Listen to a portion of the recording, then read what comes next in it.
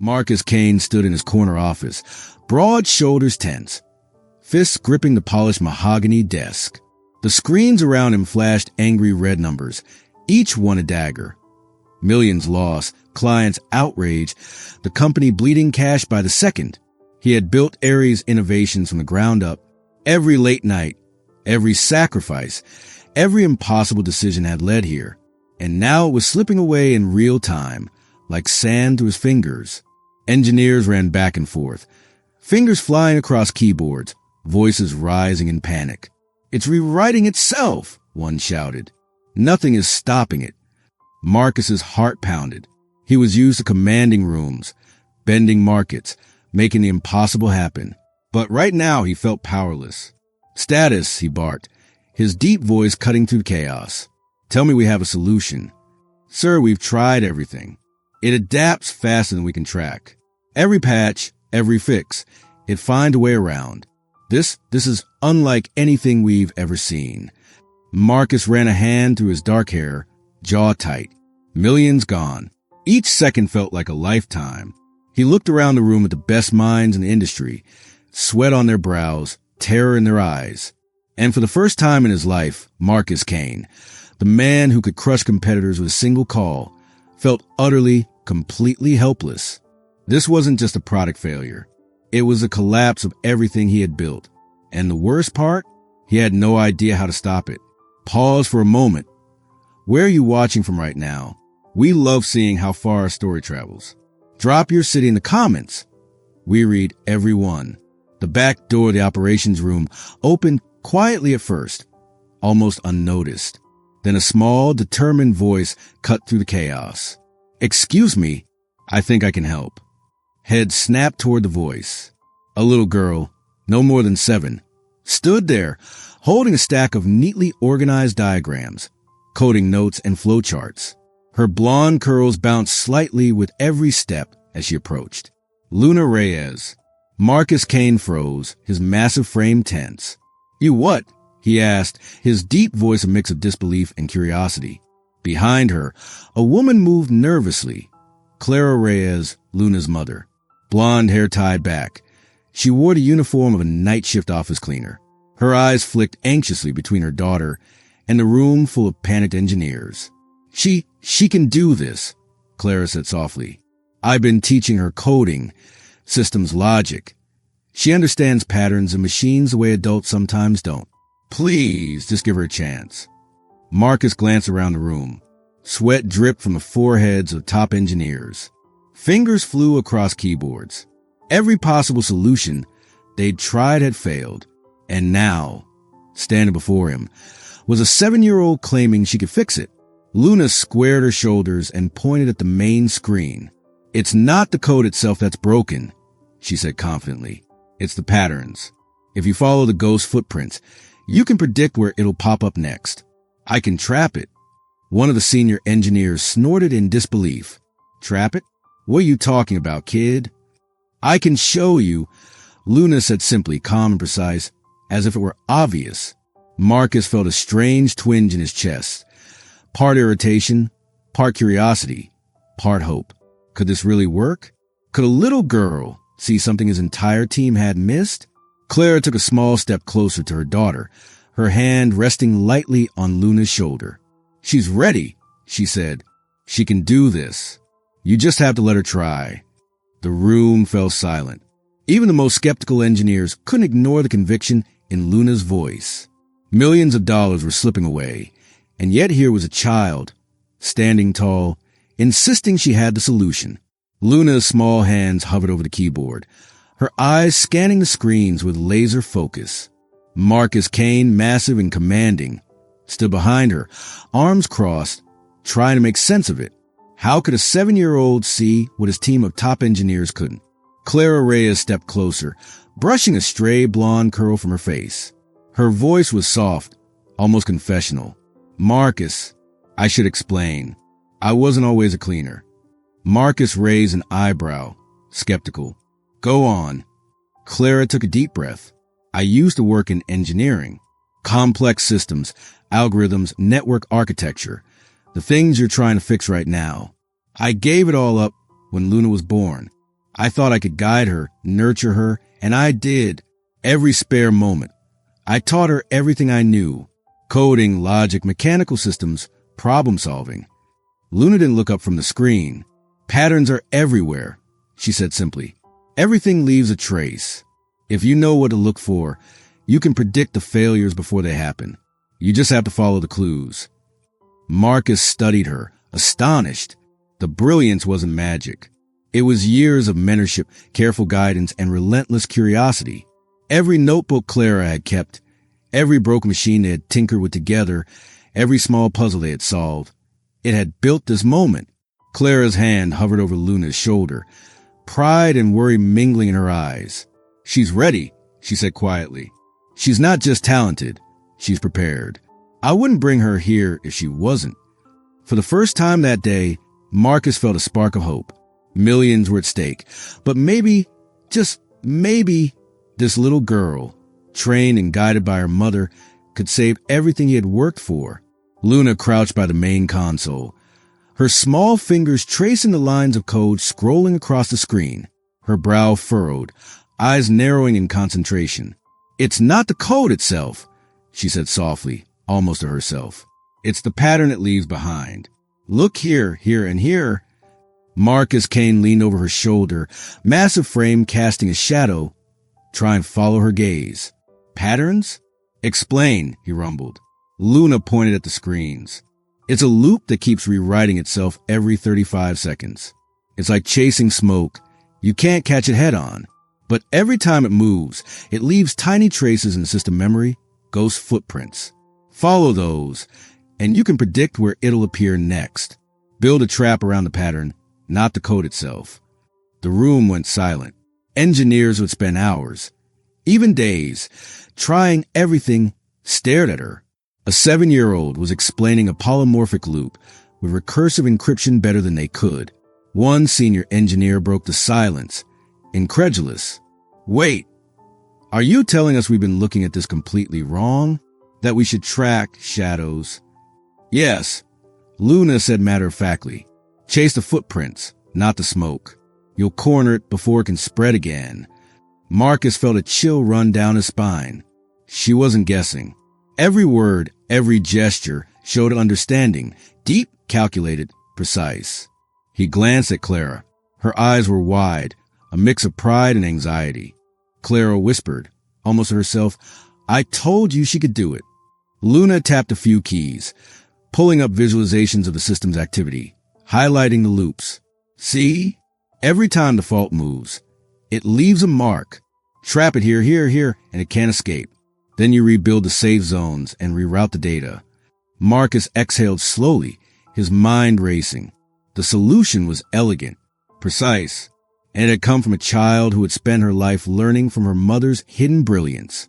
Luna's small fingers flew across the keyboard, typing with precision that belied her age. Clara stood quietly behind her, heart pounding, hands clenched.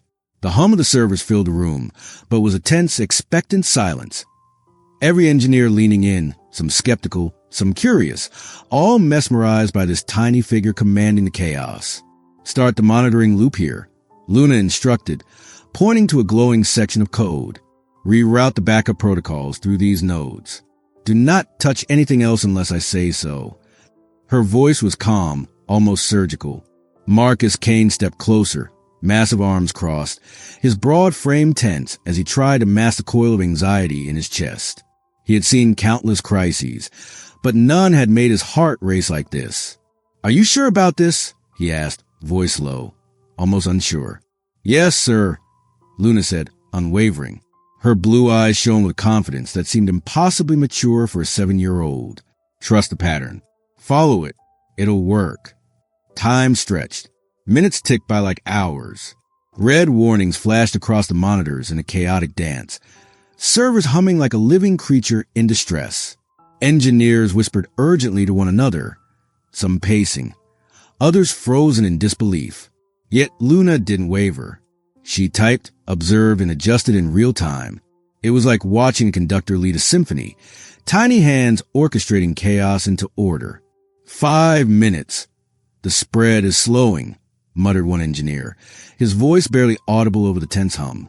Heads turned to the display, disbelief etched on every face.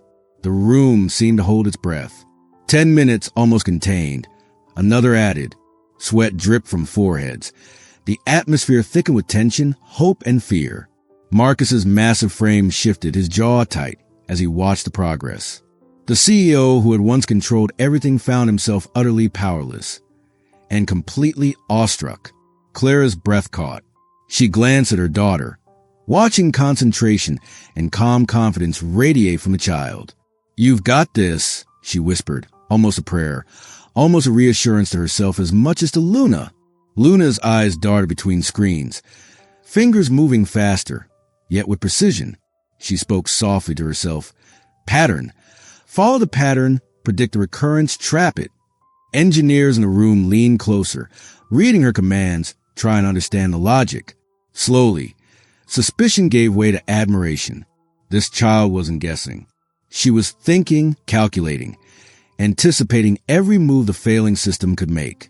The room became a strange mix of silent tension and awed anticipation. Marcus realized he was holding his breath, fists tightening at his sides. He felt something shift deep inside him, a mix of respect, awe, and relief he hadn't felt in years. And then, 15 minutes after Luna first touched the keyboard, something miraculous happened. The red warnings faded. The system stabilized. Data was rerouted safely. The product fault neutralized. Millions of dollars and the company's reputation were saved. A stunned silence hung for a heartbeat before the room erupted. Engineers crowded around the terminal, examining every line of code. Muted murmurs of disbelief grew into exclamations of astonishment. Marcus Kane exhaled, shoulders loosening as a weight lifted from him. He looked at Luna, eyes wide, emotion thick in his voice. You did it," he said, almost unable to believe it. Luna glanced up briefly, cheeks flushed but proud. "It's done," she said simply, as if it were the most natural thing in the world. Clara stepped forward, tears threatening to spill. She's incredible," she murmured, voice breaking. Marcus's gaze softened. Something shifted inside him, a realization dawning. It wasn't just technical brilliance that impressed him. It was courage, clarity, calm determination. A child who refused to back down in the face of impossible odds. The engineers, once skeptical, now looked on with newfound respect. Some shook their heads, muttering about the unbelievable insight of a child. Others simply stared, marveling at what they had just witnessed. Marcus's eyes swept the room, catching Clara's proud gaze, and then returning to Luna, who was already scanning the monitors, fingers still poised, as if ready to solve the next problem. A strange warmth settled in his chest. He realized that hope had returned, not through power, authority, or experience, but through courage, ingenuity, and heart. For the first time in hours, the room felt lighter. Relief washed over everyone. And yet, amidst the celebration, Marcus understood something deeper. The impossible had been made possible by someone who had nothing to prove but everything to care about. A 7-year-old girl, guided by her mother's love and mentorship, had reminded them all why they do what they do, and why human courage always matters more than any algorithm. And in that room, amidst the blinking monitors and anxious engineers, Marcus found himself smiling, not at the data, not at the saved company, but at a child who had reminded him that even the smallest hands can change the world. Clara stepped closer to her daughter, brushing a loose strand of blonde hair behind her ear. She took a deep breath, her voice trembling slightly but steady. "Marcus, there's something I need you to understand," she began, glancing at Luna for a moment before looking back at him. "I didn't just teach her for fun. I used to be an engineer. A good one, maybe even one of the best at my firm. I worked on systems like this every day, complex networks, algorithms, you name it." Marcus's massive frame shifted, his brow furrowed. Then why leave it all behind? Clara's eyes glistened. Life changed. I had Luna. She's always been curious, always asking questions no one else could answer. I couldn't ignore that. So I gave up my career, my ambitions, everything, to nurture her talent. Luna didn't look up, but her fingers paused for a moment on the keyboard. Mom showed me how to read the patterns, how to see what adults overlook. Everything I know, I learned from her. Marcus exhaled slowly, the weight of disbelief giving way to awe. So, this brilliance, this solution, it's not luck. It's mentorship, years of guidance. Clara nodded, a small, proud smile breaking through her tension. She's ready. She's prepared. I wouldn't bring her here if she wasn't. For the first time that day, Marcus's gaze softened. The panic, the money, the pressure, they were still real, but something else had entered the room. Humanity, love, sacrifice, a story behind the genius he had just witnessed. And in that moment, Marcus realized it wasn't just a problem that had been solved. Something deeper had been repaired. Faith, trust, hope. Clara's voice softened even more, almost a whisper. I taught her because I wanted her to be able to change the world, and today she did. Marcus's jaw relaxed. He looked at Luna, then at Clara.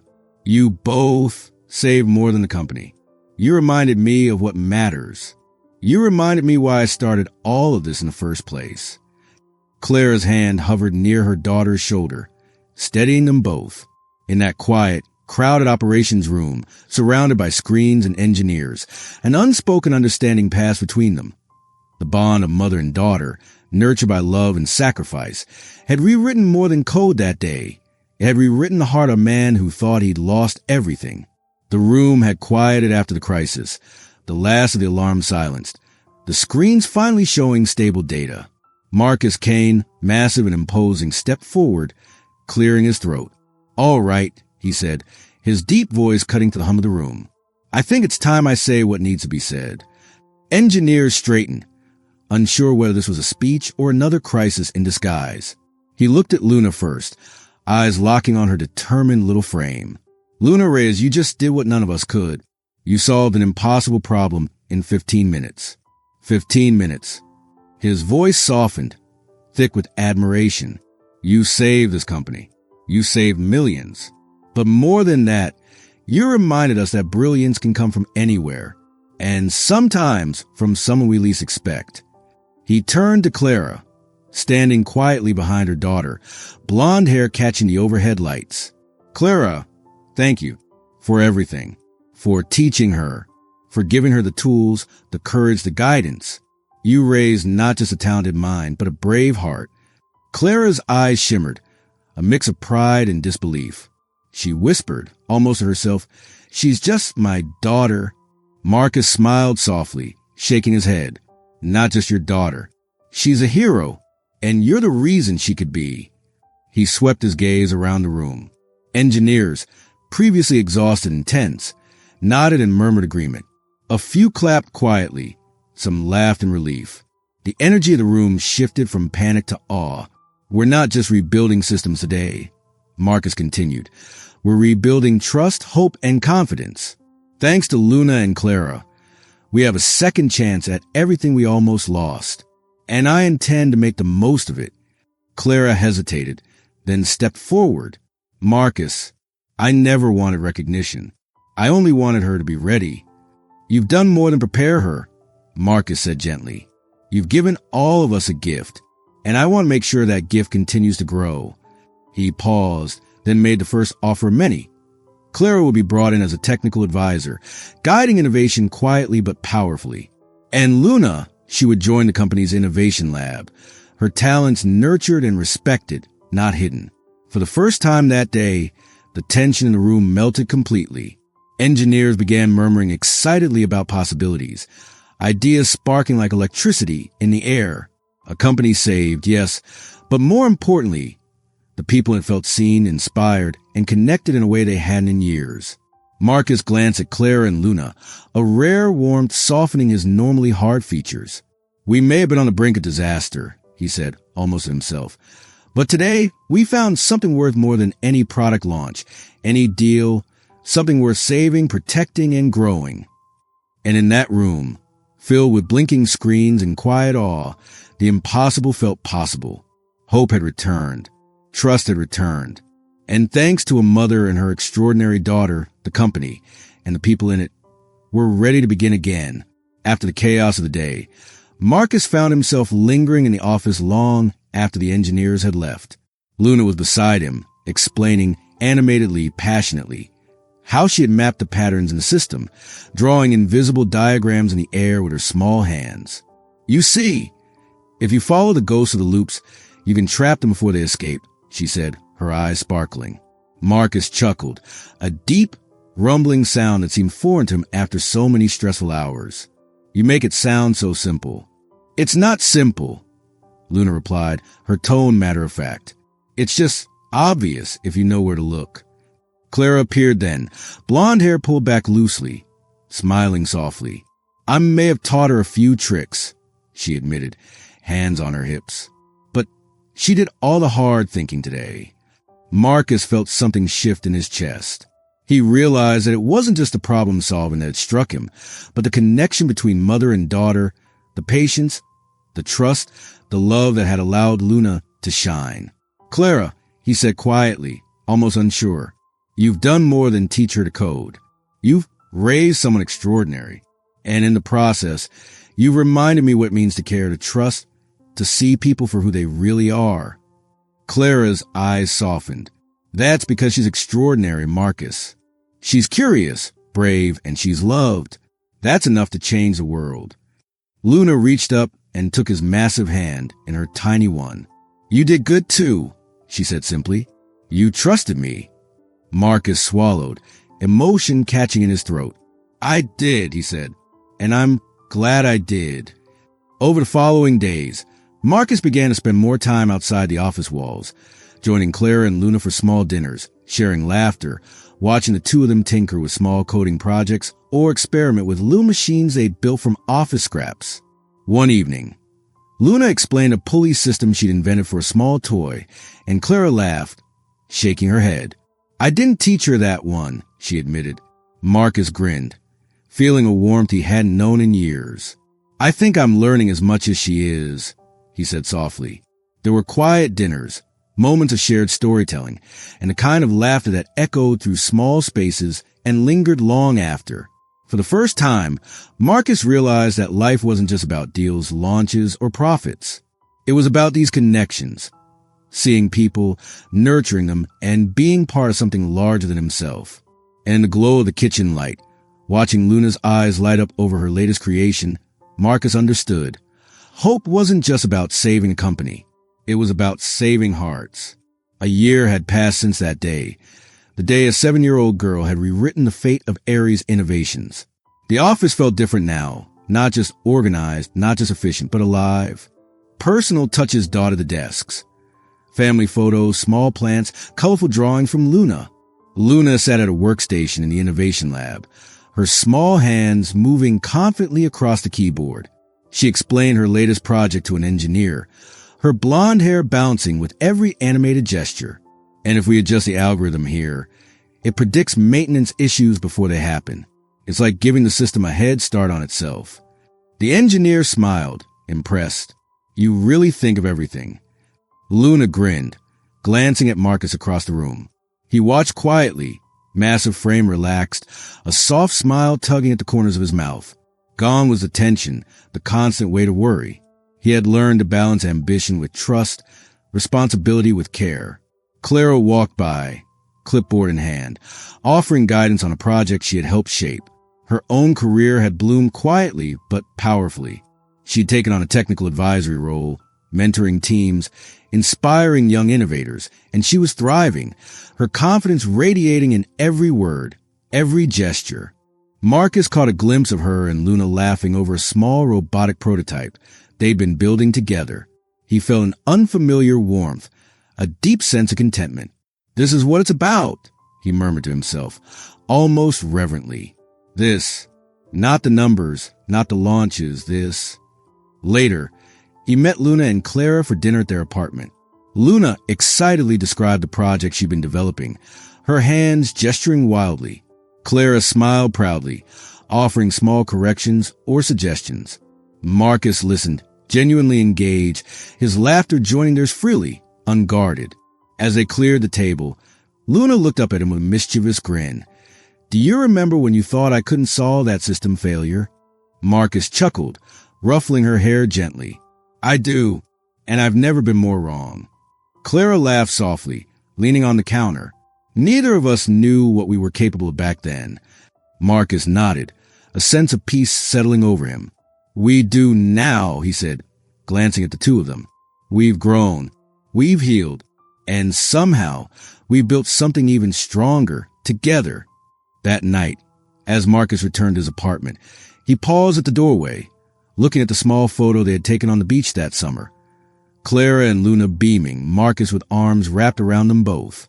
He smiled, feeling the quiet power of family, mentorship, and trust. The company had recovered and thrived, yes, but the real victory was unseen in reports or projections. It was in Luna's confidence, Clara's fulfillment, and Marcus's newfound humanity, in their laughter, their love, and the courage to face life fully, even after everything had been on the line. For the first time in years, Marcus didn't just survive the chaos. He lived it fully, alongside the two people who had shown him the true meaning of hope. Sometimes, the most extraordinary moments in life come from the most unexpected places. A 7-year-old girl, guided by her mother's love and wisdom, had reminded a powerful CO what truly matters. She showed that courage isn't measured by size or experience. It's measured by the willingness to step forward when it matters most. Marcus had learned that life isn't only about victories on paper or profits on a balance sheet. It's about trust, connection, and seeing people for who they are. Clara had reminded him that sacrifices aren't meaningless. They can cultivate brilliance, love, and resilience. And Luna had proven that curiosity, patience, and heart can solve even the most impossible problems. Bravery, mentorship, family, and second chances. They weren't just lessons in a book or words on a screen. They were living proof that hearts willing to risk, to care, and to help can transform the world around them. So, what's the takeaway?